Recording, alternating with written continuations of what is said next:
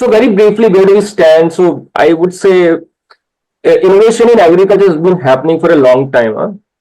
Since Sandeep mentioned about food security, I think the whole thing started with green revolution in 60s and 70s, which was essentially to drive food security for the country. And we got a lot of interesting seed varieties from the US, which made sure that we have enough rice and wheat, the core staples to eat. And that's how things started. And Green Revolution was followed by White Revolution, which was focusing on milk. And thanks to Dr. Kurian, huge cooperative ecosystem was developed, which made sure that milk becomes a core category, and it continues to grow. So almost a $200 billion top line market in India. And then, of course, there was a revolution, yellow revolution focused on pulses and oil seeds, and more recently in horticulture. So very interesting phases of changes that we've seen in agriculture. The Agri-Tech revolution driven by startups, I would say, began in 2010-11 when a bunch of startups started to look at the sector, and that's how it started to progress. One of the things that I guess early on I come to learn was that you're not allowed to aggregate farmland, as the US has allowed, which is allowed for efficiencies and scale.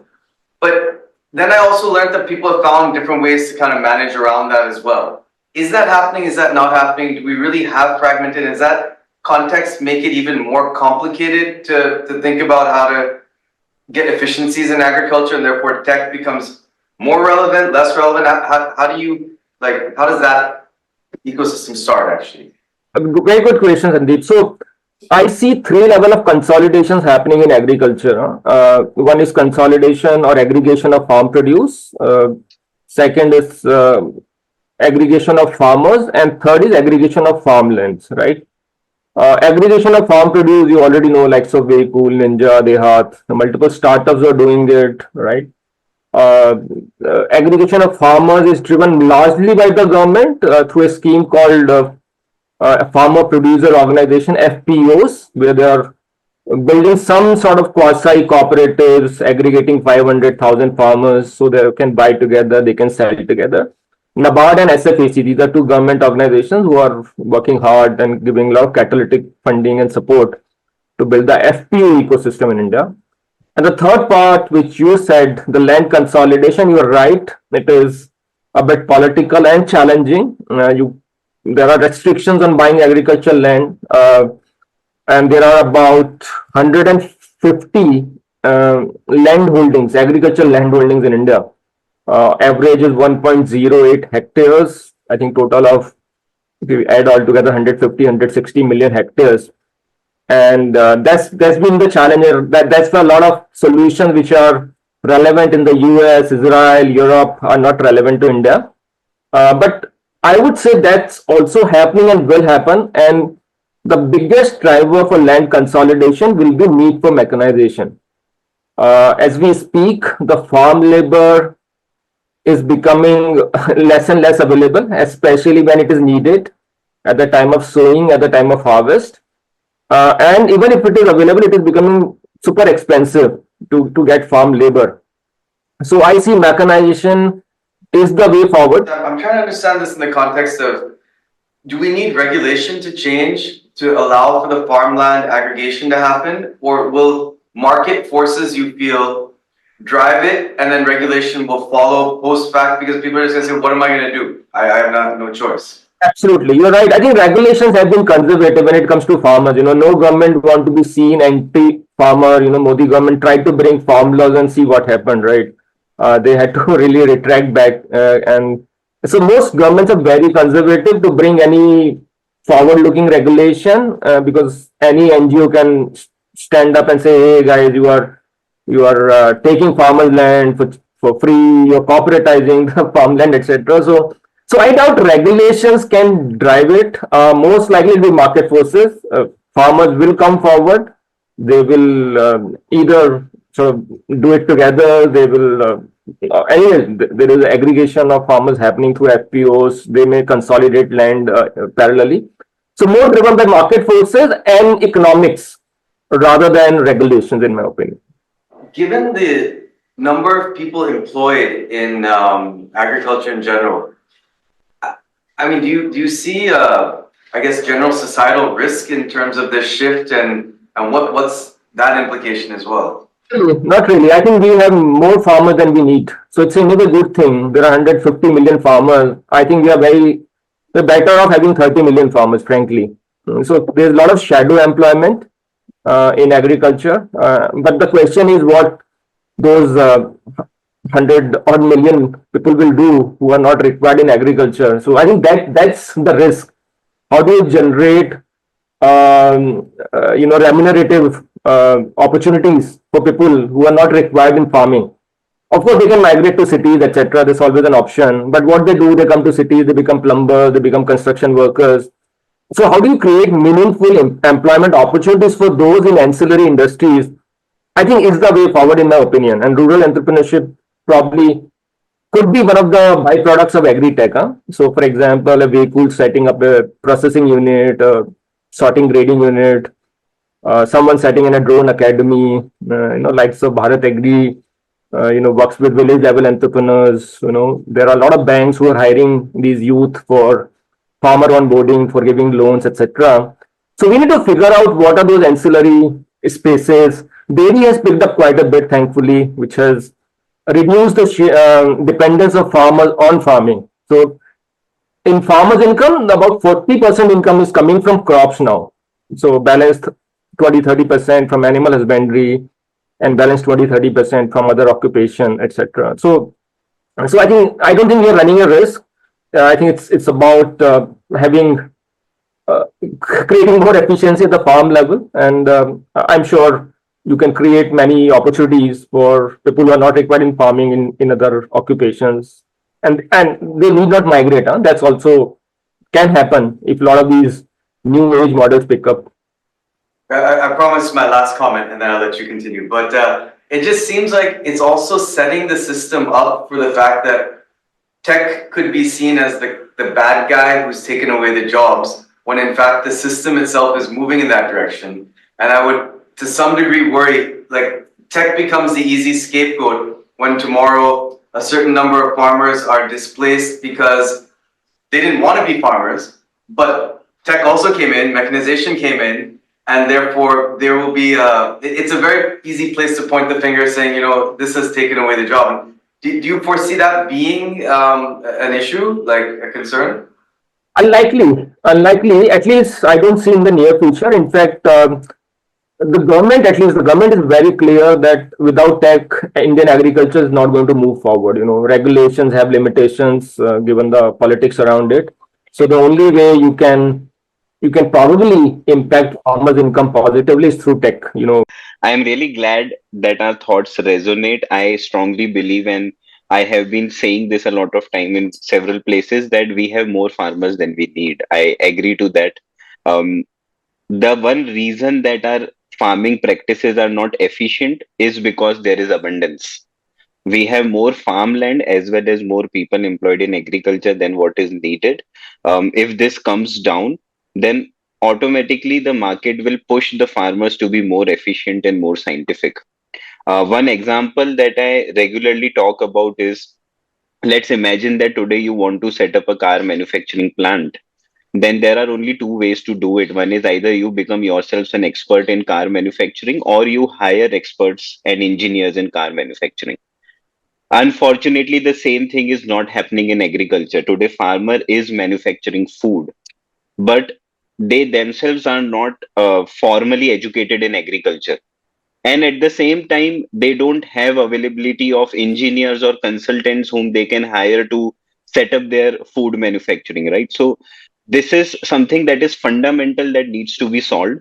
Uh, Either the farmer needs to be given the right tools to take the right decisions to improve their food manufacturing, or they need to hire the right consultants in order to bring in efficiencies and do the right scientific way of farming. And if this happens, if the number of farmers move away from agriculture and we come down from 150 million farmers to 30 million farmers, the remaining 30 million farmers will automatically be forced to become more efficient and scientific, and that I think would be the right step for the nation. Hemendra, if I kind of take this in stages and say that, let's say today we exist in a world where we're kind of moving along this line of farmers, the next generation not coming in, we've not yet consolidated land. So therefore, I think in India, the market tends to get enamored, like you were pointing out, by things, solutions happening elsewhere. And say, okay, now look at that, we can apply that as well here and all this. But if you were to stage this and say those solutions will make sense at some point in the future, once land is consolidated, there are solutions that make sense today in a world where perhaps inputs are getting a little bit more managed, FPOs are existing, land consolidation hasn't happened yet. So if you could break it down and say that, look, for the next 10 years or next 5 years, this is the kind of stuff that makes sense. Once we see movement in land consolidation, these are the kinds of things that will make sense. And because that'll maybe kind of give us some sense of what we should think about. Absolutely. You're right. I think we try to import a lot of tech from Israel. None of that has worked in India. Israel makes tech for US, not for India. That's very clear. So a lot of Indian agri-tech template will be indigenous. Unlike many other sectors where we have a copy paste of sorts from Silicon Valley or somewhere else, I think Indian agri-tech has to write its own template. And in fact, that template can go to Southeast Asia, South Asia, Kenya, parts of Africa, even China, which is largely dominated by smallholder farmers, Philippines, Vietnam, very similar problems in these countries. And thankfully, Indian agtech is far more evolved if we compare with our neighboring countries or some of the countries that I just spoke of. So I see I think the low hanging sort of as of now for Indian agri-tech is essentially tech-enabled supply chain, linking. It has always been supply driven. Farmers grow with the hope that they will sell, right? Can we make it demand driven? Can we get aggregate demand from multiple sources? What Vehicle is doing, for example, reaching out to millions, thousands of retailers and aggregating demand and building a tech-enabled supply chain so that it becomes very efficient. Likewise, you can aggregate demand from even end consumers at some stage, from institutional customers is already happening, what DeHaat is doing, for example. So to me, and also on the input side, because inputs also very critical for any farm operations, and that supply chain has also always been very inefficient. In fact, 50% of pesticides sold in India is spurious. Just imagine, farmer is putting a pesticide and 50% don't work. So there's huge opportunity for changing some very fundamental anomalies in the supply chain, be it on the input side or the output side. So I would say maybe next 5 to 10 years, you'll see a lot of supply chain interventions. Of course, we have seen some sort of scale. Margin has been one of the challenge for a lot of these startups, but there are ways to improve it. I think another area which will pick up attention is decentralized processing. Our farms are fragmented, but most of the processing is industrial, right? I believe there's an opportunity to create millions of processing units right at the farm. It can be as simple as a micro warehouse. Even storage is value addition in agriculture, because of the price arbitrage between off season and the season. It could be a small cold storages. I work with a company called Espresso Technologies. They're setting up thousands of dehydration units at the farm, and the micro entrepreneurs earn in the range of 8 to 15,000 rupees a month. Most of them being women. So it's very interesting to see how these things are picking up. These units cost something like 5 to 10 lakhs. Essentially, two things which are required: one is market linkage, B, a financing option for these micro entrepreneurs. But I think that is what is picking up already. So I see that's happening. Of course, Siddharth can talk about adoption of IoTs and sensors and stuff like that. That's happening, but more in, I think, high value crops, especially crops like grapes and pomegranate and apples, where there's a clear sort of correlation between use of some of these devices and the productivity and the prices and the income. So I think some of these supply chains are already getting disrupted. I'm sure as the as it becomes more and more economical, you can use it for mainstream crops. Remote sensing has already picked up quite a bit, and I think we are going to see a lot of public stack coming on the basis of remote sensing as we speak. I'm working with government of Uttar Pradesh to set up India's first crop stack tracking 20 crops on a 15-day frequency for all the 75 districts of UP. And that both the best part is that the government of UP wants to make it open source, let private sector use it. And most all of it is driven by remote sensing. And there are four agencies are working on it. All four of them come from startup world. Yeah, so I would like to add a couple of things. One, I'd like to go to the previous topic about tech intervention for job creation. Um, just 4 to 5 years back, that is around 2018 to 2020, a couple of agri-tech startups were trying to deliver crop inputs to farmers' doorstep. But that was a huge challenge because the rural infrastructure at that time did not exist, which will deliver the crop inputs at doorstep. But after the pandemic, a lot of large companies like Blue Dart, Ecom Express, Delivery, even Flipkart and Amazon have set up rural infrastructure that can deliver products till the villages, till farmers' house, which has led to creation of lot of delivery hubs in these geographies, and which is leading to pure rural based job creation. It's pure infra development that is happening, leading to lot of job creation in rural area. So tech intervention based on demand, because farmers are demanding doorstep delivery, the market is pushing companies to develop delivery hubs, create delivery hubs in these geographies, which is creating job creation. So that's another way in which job creation is happening because of tech intervention. Coming to the second topic about, is tech adoption happening at the farmer level? So that's a very interesting question. 3 to 4 years back, when we were defining our market, we used to always say two things. One is that our market is limited to high value crops, that is grapes, pomegranate, and some high value vegetables, because it was correlated to these farmers owning smartphones. The early adoption of smartphones happened with these relatively progressive and richer farmers who could afford smartphones, who could afford internet, and they were adopting to technologies like BharatAgri or other digital tech that was available. But slowly, in last 3 years, we started observing that even those farmers who are growing relatively low value crops like grains, pulses, rice, wheat, maize are also using Bharat Agri services. We realized that in last 3 years, the smartphone penetration within the rural community has grown from just 22% to 55% as of today. And this 55% of all the farmers, these include high value crops, that is grapes, pomegranate, and tomato. They include the medium level crops like sugarcane, cotton, and spices.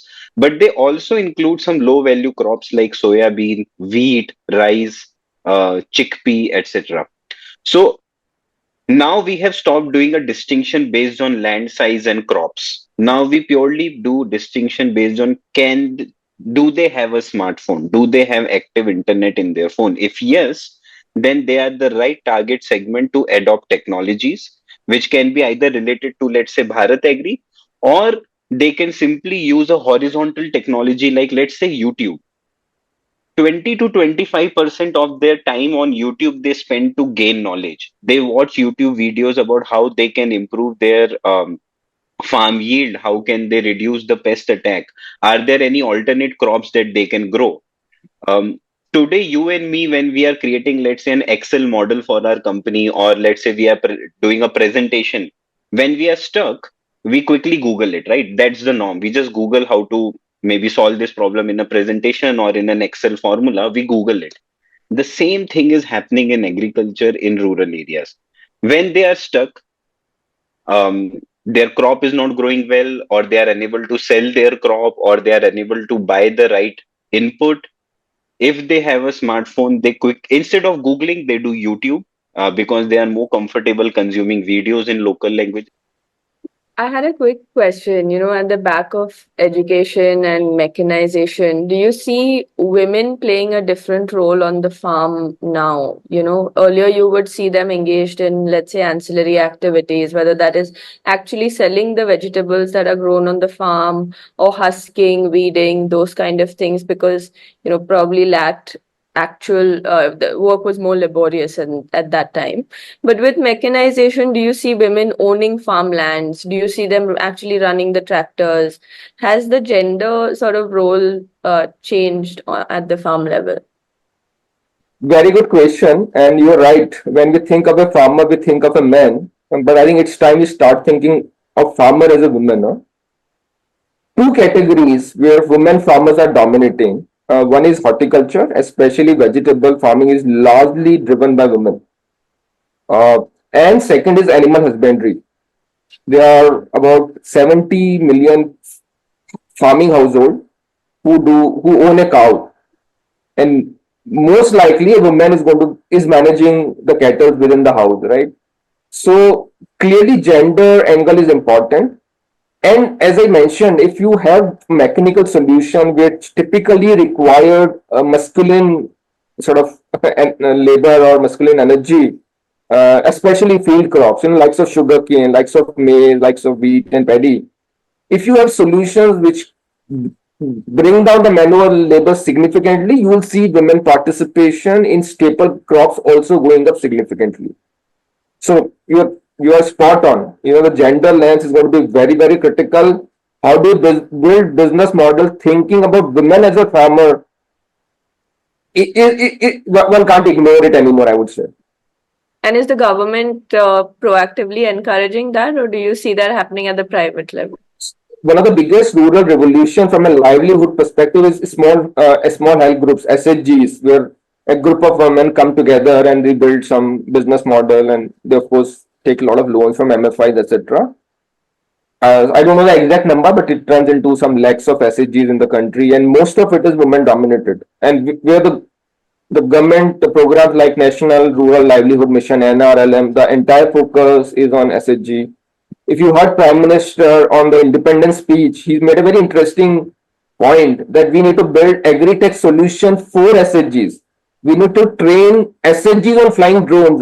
So we try to bring the Agritech world and the SHG world together, which I found very creative way of putting it. But you are 100% right. I am very confident that women as a decision maker is going to be very critical. The important thing is how do we make it financially inclusive? How do we open bank accounts in the name of women, right? Most of the land records continue to be in the name of men. 95% of the land records in India, in rural areas, I don't know the urban, continue to be in the name of men. So how do we, bring more women ownership of land? That is going to be important. But A quick point here. So during the new year, I spent some time meeting some farmers, and we met some of our top farmers who are using our app a lot and placing a lot of orders for crop inputs. So generally, how it works is I'll sit with them, I'll ask them some farming questions, and then I'll tell them, okay, can you bring your phone where you are using the BharatAgri app? I want to see some order history. So 4 out of 5 farmers whom I met on that day went inside, brought another smartphone, and started showing me order history. And I asked them, why are you using 2 phones? Why not the same phone? So then his wife comes out and says that this is my smartphone and I use the app to place orders and then track it and then ensure that the delivery happens to my house. Earlier, the wife of the farmer was unable to contribute to the farming because all the tools were not uh, made in a way that she can use. There were heavy equipment or there was a lot of labor management. But as we build more tools that both of them can use to improve their farming, now they are working as a team. And in an unwritten way, they have defined that the male farmer will go out if he wants to buy something, whereas the female farmer will place orders because she likes doing that and she is able to understand the vernacular language and help her husband in purchasing affordable input. So that was the key insight that we got during that visit, that it's not necessarily that the male farmer is using our app. A lot of times his wife is using to place orders, and our deliveries, our communications have to be in a way that she's able to help him in doing that farming practices. Hey, I got a quick question. I know I love these stories, but this is a more capitalist question, unfortunately. In agri space, we've all seen. So, for example, I'll give you an example. A cattle trading company, right? When they were charging 0% for cattle trading on their marketplace, they saw a lot of transactions. But as they increased that, taking 2% or a 5% commission, they saw transactions fall down very rapidly, right? So my question is more on the agri sector. It just feels that margins are not very much, right, in across whatever linkage or whatever you try. So when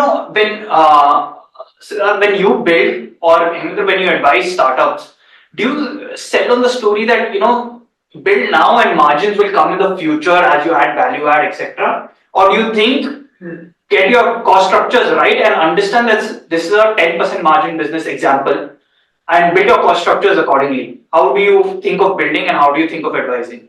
So economies of scale don't work in agriculture as it works in manufacturing and services. So margin has to come in play far earlier in agri than I would say many other industry where probably there's a curve which can justify sort of high burn in the beginning. And for I think for creating margins, whether you like it or not, you need physical interventions. You know, you, trading margin will always be between 1 to 5%, irrespective what you do. I always give example of Ruchi Soya. Before it got acquired by Patanjali, there were 30,000 crore trading turnover, and market cap was less than 3,000 crore. So that's what public market pay you. For a trading business. I don't think that's going to change.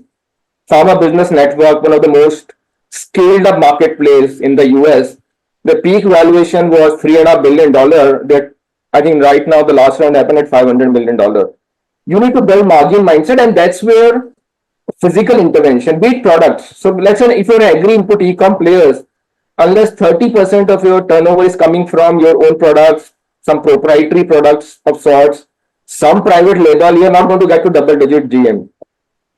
Likewise, if you are a vehicle or a Dehat, etc., who are on the output side, you need to, and I think that's what vehicle is doing in the dairy, building their own brand, their own products, investing more in processing. So I think you need to get to that. You need to build products, and the product mix. One is the product mix which drives margin. How do you have these multiple products which can create a decent GM? And supply chain integration. How deep are you going? Everyone say farm to fork. That's not true. Most of the startups in India are mandi to retail. There's no farm to fork model, in my opinion. So I understand you can't source everything from the farmer, but can you source 20% from the farmer? Can you source 20% closer to the farm? And then suddenly your margin profile starts changing. Hemendra or Siddharth, I had a question on this corporate engagement over here. So many of the names listed here are well entrenched in the agri ecosystem. What is changing for them over the last few years, and what's actually attracting them in Agritech? So I would say this is a love-hate relationship between corporates and Agritech. It's like between banks and fintech. They compete and they collaborate, right? Now, clearly, a lot of the one of the biggest driver for these guys to be more Agritech oriented or sort of oriented toward new business model is the need to connect with the farmer. Most of the corporates have a visibility till the wholesale or at most the retail level, but they don't know who are the farmers who are selling to them, or who are who are buying their products, and that is where they are getting in a bit nervous that a lot of these agri-tech who understand farmers better, who have some sort of visibility, even if it's digital, are going to take a lot of share, and they can challenge them tomorrow. So I think that is some sort of fear among these corporate that they need to build more farmer intimacy, and they need to be ahead of the curve. I think that is what is driving a lot of these corporates to becoming more and more active. Having said that, there have been mixed experiences, right? So I see one of the good models of corporate startup engagement is essentially in the deep tech, biotech kind of area.